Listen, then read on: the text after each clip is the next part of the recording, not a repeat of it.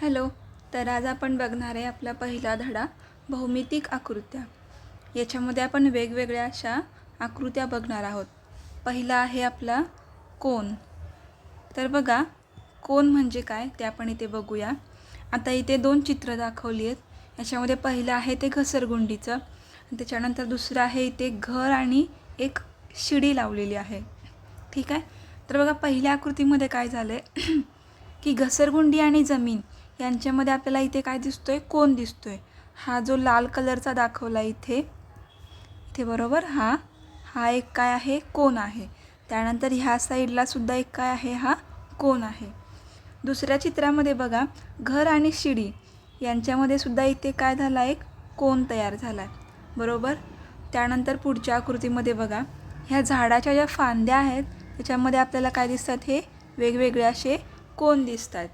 नंतर इथे विजेचा खांब आणि जमीन यांच्यामध्ये सुद्धा आपल्याला काय दिसतो, कोन. म्हणजे बघा, जेव्हा कोणत्याही दोन रेघा एकमेकाला आपल्याला जुळलेल्या दिसतात, तिथे काय तयार होतो, एक कोन तयार होतो. ठीक आहे.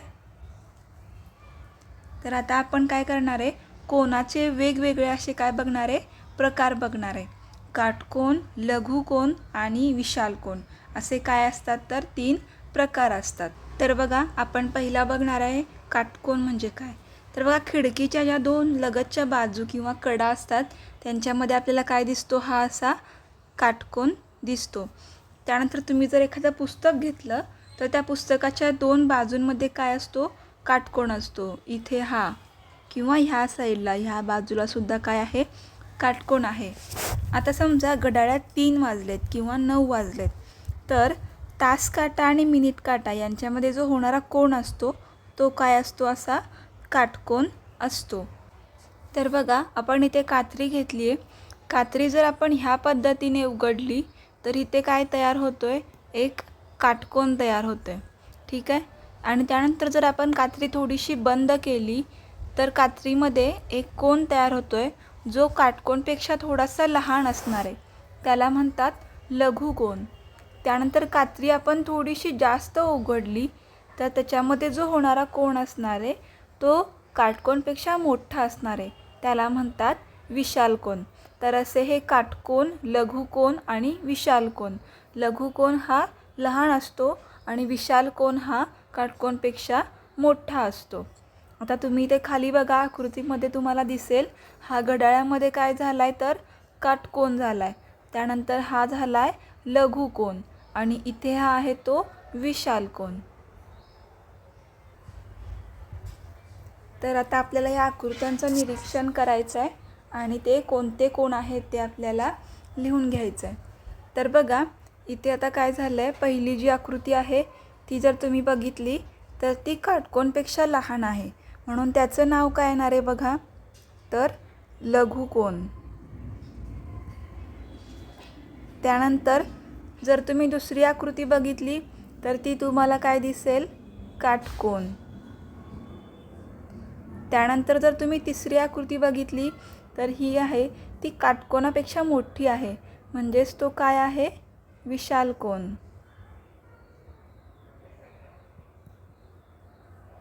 हा काय आहे, हा सुद्धा विशाल कोनच आहे. त्यानंतर शेवटची जर आकृती बघितली तर तुम्हाला लगेच समजून जाईल की ती लहान आहे, म्हणून ते काय आहे, लघुकोन आहे. ठीक आहे.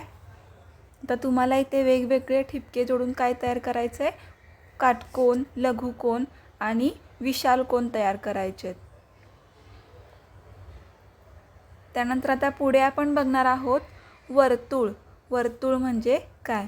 वर्तुळ म्हणजे तुम्हाला माहिती आहे, एखादा गोल जो तुमच्या बांगडीमध्ये असतो किंवा तुमच्या सायकलच्या चाकामध्ये किंवा कोणत्याही गाडीच्या चाकामध्ये जो असतो आकार, त्याला काय म्हणतो आपण, वर्तुळ.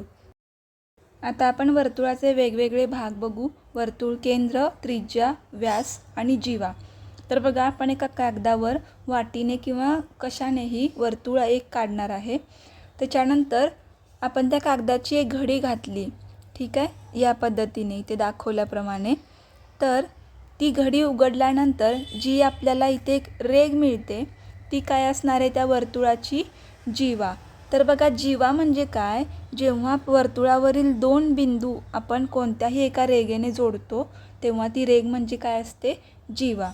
आता समजा आपण ती कागद जो असणार आहे तो बरोबर अर्ध्या भागात वर्तुळाचे दोन अर्धे भाग तयार होतील अशी जर घडी घातली तर जी मिळणारी रेघ असते ती काय असते? व्यास. म्हणजे व्यास म्हणजे काय? अशी रेघ की जी वर्तुळाचे दोन काय करते? असे समान भाग करते. वर्तुळाचा व्यास ही सुद्धा एक जीवाच असते. आता आपण परत एकदा त्या वर्तुळाची घडी घातली किंवा त्याचा पाव भाग केला. हा काय आहे? वर्तुळाचा पाव भाग, बरोबर. आणि ती जी घडी आपण उघडली त्यानंतर तो काहीसा असा दिसेल. मग जो आपल्याला मध्ये जो बिंदू मिळणार आहे उघडल्यानंतर तो काय असणार? वर्तुळाचा केंद्रबिंदू. त्याला काय म्हणतात? वर्तुळाचे केंद्र किंवा वर्तुळ मध्य. आता बघा त्या वर्तुळ मध्यला आपण नाव दिलं इथं म आणि कोणत्याही एका रेघेला त्या बिंदूला नाव दिलं आपण प. त्यानंतर त्या वर्तुळ केंद्रापासून ते वर्तुळावरील कोणत्याही एका बिंदूला ही जी रेष आपल्याला मिळणार आहे त्याला काय म्हणतात? तर त्रिज्या. ठीक आहे. तर हे झाले व्यास, त्रिज्या, वर्तुळ केंद्र आणि जीवा. हे झाले वर्तुळाचे 4 भाग. आता आपण काय करणार आहे? कंपासच्या सहाय्याने वर्तुळ काढायचे आपल्याला. इथे कंपासचं जे पोलादी टोक असणार आहे ते आपण एका कागदावर ठेवणार आणि पेन्सिलने पूर्ण ते गोल फिरवल्यानंतर तुम्हाला हा असा वर्तुळ मिळेल. आता इथे आपल्याला वर्तुळाचे वेगवेगळे भाग दाखवलेत, त्याला आपल्याला नावं द्यायची आहेत. तर बघा पहिल्यामध्ये तर त्यांनी दिलं आहे की हा काय आहे? केंद्रबिंदू. नंतरच्या आकृतीत आपल्याला काय दिसतंय की ही दोन बिंदू जोडणारी एक रेघ आहे. वर्तुळावरील दोन बिंदू जोडणारी रेघ म्हणजेच काय म्हणतात त्याला? जीवा, बरोबर. तिसऱ्या आकृतीमध्ये बघा एक रेघ आहे जी वर्तुळ केंद्रातून जाते आणि वर्तुळावरील दोन बिंदू जोडते आणि त्यामुळे काय होतात? वर्तुळाचे दोन समान भाग होतात किंवा वर्तुळाचे दोन अर्धे अर्धे असे भाग होतात. म्हणजेच काय असणार आहे? हा व्यास. व्यास वर्तुळाचे दोन समान भाग करतो आणि तो केंद्रबिंदूमधून जातो. आता चौथ्या आकृतीत काय आहे? तर वर्तुळ केंद्र आणि वर्तुळावरील कोणताही एक बिंदू यांना जोडणारे एक रेघ आहे. त्याला काय म्हणतात? तर त्रिज्या. हे झाले आपले वर्तुळाचे 4 भाग. आता पुढे आपण बघणार आहे शिरोबिंदू व बाजू. तर बघा इथे काही आकृत्या दिलेत. पहिली आकृती आपल्याला कोणती दिसतीये? तर आयत. आपण इथे लिहून घेऊया, हा आहे आयत. तर बघा आयताच्या कडा किती आहेत किंवा बाजू किती असतात? तर 4. 1 2 3 4. आणि त्याचे कोपरे किती आहेत? ते सुद्धा 4. हा 1 2 3 4. त्यानंतर दुसरी आकृती कोणती आहे? तर चौरस किंवा चौकोनसुद्धा आपण त्याला म्हणू शकतो. आपण इथे चौरस लिहूया. चौरसाच्या कडा किती आहेत? 1 2 3 4. मग आपण इथे लिहून घेऊ 4. त्याचे कोपरेसुद्धा किती आहेत? तर 4. 1 2 3 4. ठीक आहे. त्यानंतर तिसरी आकृती आहे ही काय आहे? त्रिकोण. आपण इथे लिहून घेऊया त्रिकोण. त्रिकोणाच्या किती बाजू असतात किंवा कडा असतात? तर 3. 1 2 3. इथे लिहून घेऊया 3. आणि त्रिकोणाचे कोपरेसुद्धा किती असतात? 1 2 3. इथे लिहून घेऊ. तर बघा आता आपण पहिला बघणार आहे आयताचे शिरोबिंदू आणि त्याच्या बाजू. तर बघा आयताला 4 कडा असतात, बरोबर. आपण इथे वर बघितलं. आणि त्याचे जे कोपरे असतात किंवा ज्या कडा मिळतात एका बिंदूमध्ये त्याला काय म्हणतात? इथे शिरोबिंदू असे म्हणतात. म्हणजे आयताचे काय आहेत? 4 असे शिरोबिंदू आहेत. आणि त्याच्या बाजूंची नावं आपण कशी लिहिणार आहे? तर ही अ ब, त्यानंतर ब क, क ड आणि अ ड किंवा ड अ. तुम्ही जसे हवे तसे तुम्ही त्याला नाव देऊ शकता.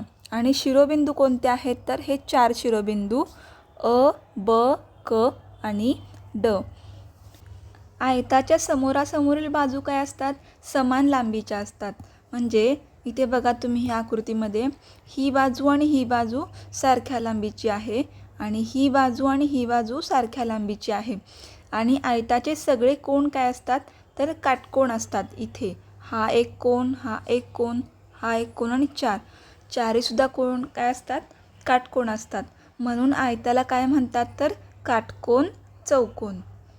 त्यानंतर बघूया आता आपण चौरस. चौरसाला किती शिरोबिंदू असतात? तर 4च. तुम्ही इथे बघाल 1, 2, 3, 4 आणि चौरसाच्या बाजूसुद्धा किती असतात? तर 4. 1, 2, 3, 4. आता बघा इथले शिरोबिंदू कोणते आहेत? तर हा प, म, र आणि स. ठीक आहे, हे झाले त्याचे शिरोबिंदू. आता बघा हे चौरसाचे चारही बाजू काय असतात? समान लांबीच्या असतात. 1, 2, 3, 4 सगळे समान लांबीच्या बाजू असतात आणि त्याचे सगळे कोन काय असतात? काटकोन असतात. त्यानंतर आता आपण पुढे बघूया त्रिकोण. त्रिकोणाला किती शिरोबिंदू असतात? तर 3. इथे बघा 1, 2 आणि 3 आणि त्याच्या बाजू किती असतात? तर 3. 1, 2, 3. ठीक आहे. आता बाजूंची नावे आपण आपल्याला पाहिजे तसं देऊ शकतो. र, ल, य, र आणि य, ल. ठीक आहे. आणि त्याचे 3 कोन कोणत्याही मापाचे असू शकतात. बरोबर. तिन्ही कोन सारखे असू शकतात किंवा वेगवेगळ्या मापाचे सुद्धा असू शकतात. आता आपण याला इथे काय दिलं आहे? नावं द्यायची आहेत. आपण हा तक्ता पूर्ण करूया. बघा त्रिकोण दिला आहे, त्याच्या बाजूंची नावे लिहायची आहेत आपल्याला. मग पहिली बाजू दिली होती त्यांनी अ, ब. मग आपण आता इथे दुसरी लिहून घेऊया. तर दुसरी बाजू येईल ही आपण लिहूया ब, क. त्यानंतर तिसरी येईल अ, क. बाजू अ, क. त्यानंतर शिरोबिंदूंची नावे काय येतील? अ, ब आणि क. अ तर लिहिला आहे त्यांनी, आपण लिहूया ब आणि हा क. त्यानंतर हा दिला आहे आयत. आयताची बाजू त्यांनी पहिली एक लिहिलेली आहे, आपण आता ही लिहूया बाजू ख, ग. त्यानंतर बाजू ग, घ. बाजू ग, घ आणि बाजू घ, क. ठीक आहे. ह्या झाल्या आयताच्या 4 बाजू. आता शिरोबिंदू लिहायचे आहेत. याचे शिरोबिंदू काय येतील ते बघूया. तर क, त्यानंतर ख, ग आणि घ. त्याच पद्धतीने ह्या चौरसाच्या बाजू इथे लिहून घेतल्यात मी. ट, ठ, ठ, प, प, म आणि म, ट. आणि शिरोबिंदू कोणते येतील? तर ट, ठ, प आणि म. हा धडा संपलेला आहे.